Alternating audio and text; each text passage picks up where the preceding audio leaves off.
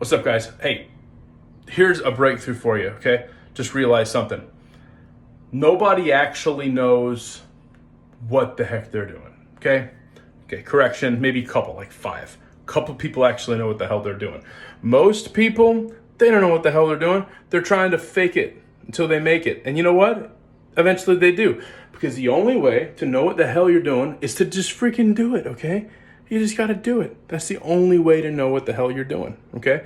So I have this thing now, like I hate doing construction on my house. I have this house and we've been trying to renovate this stupid thing forever. And I'm starting to realize that the only way this work's going to get done is if I do it. But the thing is I didn't do it so much. I wasn't all about doing it because I don't know how to do it, okay? And so you know what that led me to do? Researching how to do it and then not doing it. And every time I would do it, I would hear this condescending voice of this like angry, half-drunk Southern construction person just berating me every time I made a decision. Maybe I'm the only person who experiences this. I don't know. You could let me know. Maybe I need more time with my therapist. Who knows? But I found a key, a breakthrough. And the breakthrough is to stop caring at all about anything but whether or not I like it. Because guess whose closet this is? It's my closet. It's Erica's closet. It's our closet. And on camera, that looks worse than I thought it did. But guess what? The trick is still to not care that much. Because you know what? That's all fixable. Just sand it down a little bit. It's fine. Not a big deal. But I would allow this stuff to paralyze me. And you know how much drywall got done when I cared too much? Very little, if any, drywall got done. And I made mistakes anyway. What I did now is I decided that now I'm going to treat it like it's some kind of art. And I'm going to stop giving a single crap about doing it right. Don't even care no more. I'm so done. I'm so done with this flipping house. But the only way to actually get done is when it actually gets done, which means I'm just going to have to do it. And the only way I know how to do it and have a good time is to not care at all about doing it right and to only care about my own personal taste. Because after all, this is my closet. And after all, it's just a closet. Nobody's going to care. They're going to come in here because there's a bunch of crap in here that they want. Whether it's me or renters in the days to come. I've been paying attention to drywall around here. Ain't nobody doing good drywall. Nobody does good drywall. I keep expecting to see drywall that looks perfect. Nah, I don't know what in the hell I'm doing, and it all looks like I did it. Huh? Look at that. Figure that out. So anyway, today what I did is I decided that I'm going to do this kind of skim coat technique with the mud on here. And we'll see. Maybe it looks like fried crap. Maybe it's trash. I don't freaking know. But you know what? Guess what it is? Finished. It's done. How do I know it's done? Because I'm done. And when I'm done, it's done. And that's how I've done my renovation up to this point. I have gotten some help. I have had some people teach me how to do things. But check it out, man. Look, we did that. That's pretty cool. Dude, my bald spot's bigger than I thought. Good Lord. Nobody told me. God, I gotta shave my head again. But like, we did all this cool stuff. We did all this. Look at this. We did all this. We did all this. Still gotta wrap that beam, but you know what? Look. We're doing fine. We're doing fine. If you saw how this room looked before we got a hold of it, man, it looked like a dang trap house or something up in here. It looked awful. Looked absolutely awful. But you know what? Guess what? It's done. Want to know why it got done? Because I decided that I'm done. And I'm deciding that that wall looks good. So you know what? It looks good. So I want to invite you to care less about what other people think about your work, your art. Maybe you're a songwriter, maybe you're an author, maybe you're a construction person, I don't know. Now, when you're serving a client, it's a little different, sure. I'm not serving a client, I'm just making my own dang thing. But you know what the irony is?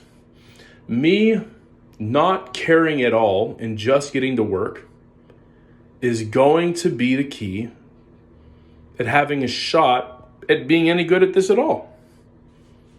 So the trick is to not really care that much. You can't care that much. You just got to get in it and just screw it up. Make a mistake. Just buy 2 of the thing and plan on breaking the first one. And maybe you don't, and you can take the other one back. Whatever. Just plan on screwing up, but have a good time while you're doing it. Have a good time. Because you know what? Here's the deal. I could die tomorrow. And if the last thing I do is mudding my freaking closet, I want that to be fun. I want to have a good time. I want to have a good time while doing it. And so, while mud and drywall is not on my list of things I long to do with my life, for sure, it's something I've learned how to have fun with. And the trick is to not give a single crap about anything other than your own personal taste. Do I like it? It's good. Am I done? Then it's done. And that's that. So anyway, that's the house update. There's an update for you, what I'm working on. I'm recovering, from those of you following our journey, I am recovering well from the car accident that we had, me and Joel. Joel's fine. I mean, fine, whatever. If I say this online, people are like, oh, don't say he's fine because then you won't get a big settlement. Like, man, listen, I ain't playing that freaking game, dude. He's running around being fine, okay? He has some whiplash and some sore muscles, and we're getting him sorted out. He's fine. Me, I could do little short stints of work. I can come in here and schlep a bunch of mud on some walls for short periods of time.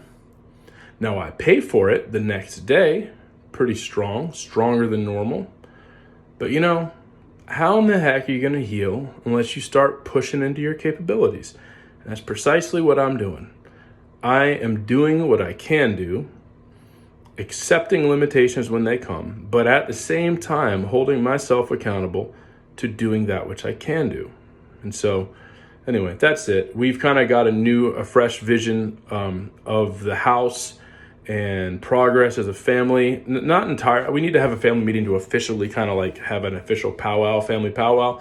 But the consensus around the house is that we're pretty well happy to leave Florida right now. We're done with it. We're okay to be done. We want to move back to the Pacific Northwest, but there's going to be a gap of time where we have to finish this house and develop some income so that when we come back to Oregon, we're not going to be a draw on that community at all. I just want to be a blessing. And so if y'all could be praying for us for financial solutions. I've had some big breakthroughs about limiting beliefs that I have had inside of my dome since I was a little kid that have lent itself to it being as if I were averse to having money. Like I had a success aversion, it seems. So I have discovered that those were all built around a couple of core lies, built on some traumas that happened in my life. Been going to therapy, been doing all that hard work, if you've gone through therapy and you've really gotten to that work to where you start being able to break some generational cycles and stuff like that, that's some good work right there. And that's what I've been doing. My days have been filled with recovery and healing and therapies, both for my mental health and also for my physical health with the car accident. I went from having just only chiropractic and a lot of rest to now we're getting into physical therapy, and now I'm trying to regain my motion. I didn't know how bad it had gotten, good Lord. And so I have a physical therapist who's amazing. His name's Rohan, actually, like Lord of the Rings, but he's never even seen the movies, guys. What the heck? How you gonna have a name like Rohan and not watch Lord of the Rings, bro? I don't know. He's a good guy, though, a great guy. Stretches the crap out of me. Good Lord, I never knew I could do these stretches and feel like I just hit the gym. That's madness. But anyway, that's what's up with us. So I'm over here just recovering, taking small steps. I started running sound at a local a mega church in the Villages. Just when I realized, when I kind of came to the decision that I don't want to work at a mega church, I got hired by a mega church. Like right when I said that, I'm like, well, I do need the money. And so I've been hired at a mega church to run sound on Sundays and or Saturdays. So I always have either a Sunday or a Saturday off, but I either run on Saturdays or on Sundays. And it's not a lot of money. It's not all we need, but it's a good supplement, and I'm grateful for it. And I feel like it's about what I can handle right now, which is, showing up, still doing some work, still making a little money, get back to some normalcy, but without having to worry about hurting my back. And they're sensitive to that and they're understanding about my back, and they're not going to put me on any tasks that would injure me. So that's great to have an employer that wants to work with me like that. Really cool stuff. So anyway, that's the update. There's your revelation. Care less and just do the thing, okay? If you have a song you want to write, just write the damn thing, okay? Just sing the song with one verse. Just sing it. Just go. Put it out into the world. Put your songs out there. Let people judge you. Because you know what? Here's the thing. The people that are going to judge you are going to judge you no matter what. And you know what? Screw those guys. They are not worthy of any of the F's that you may or may not have to give about it, okay? And so care less about all that noise, because at the end of the day, when you're on your deathbed, you're not going to give a single crap about what that dude thought about your song, buddy. You're going to be more devastated that you never sang it, okay? So live a life that's beautiful and full of risks, and make your music, make your songs, write your album, dude. Release it. It's going to suck, and it's going to be awesome, and it's going to suck, and it's going to be terrible, and you're going to wish you changed a million things when you release it. But you know what? Then you could work on the second one, and now you know what it takes to make an album. Do it. Ask me how I know all about that, okay? Because you're going to work your butt off. You're going to do the very best you can, and by the time you finish the project, your skills will have upped to such a degree that you look back on the album and you want to re-record the whole thing because you've upgraded. You still got to release it. It's going to suck. Release it anyway. That's just how it is. That's not me telling you I don't believe in you. That's just the nature of the beast, fam. That's just how it is. Nobody gets a pass from that. But anyway, there's your inspiration. There's your little update. I haven't been on this thing almost at all. And so here's your update. For those of you who want to follow me, now what I have been doing, I've been updating my Patreon every week now, okay? I might not show up to this thing every week, but I show up to my Patreon every single week. And those who are members, not even patrons, fam. There's a difference between members and patrons. Members are people who just are notified every time I post something. You don't have to pay no money. There's no paywall. All of my posts are public. It just guarantees that the second I upload a sermon or a song or a vlog or a writing or whatever it is that I'm releasing these days, you will be notified the instant I upload it, and then you can see that, and you could be a part of this community I'm trying to build over there. Okay, right now I think it's 10 members deep. Okay, or you can become a patron for $7 or more, however much money you want. You could become a patron, and it helps us to pay some bills while I make all these things and while we rebuild this dang house, which I have no flipping idea how we're going to fully pay for, but it's going to get done because God is good. Okay, join us on Patreon. It's patreon.com/thebrighthope. Become a community member. Now, if you sign up, don't do it on the app. Do it on the browser, because if you do it on the app, the store will take 30% of that money. And I don't think they deserve it very much. But that's my opinion. So if you sign up to become a patron, a paid patron with monies, do that through the browser on your computer.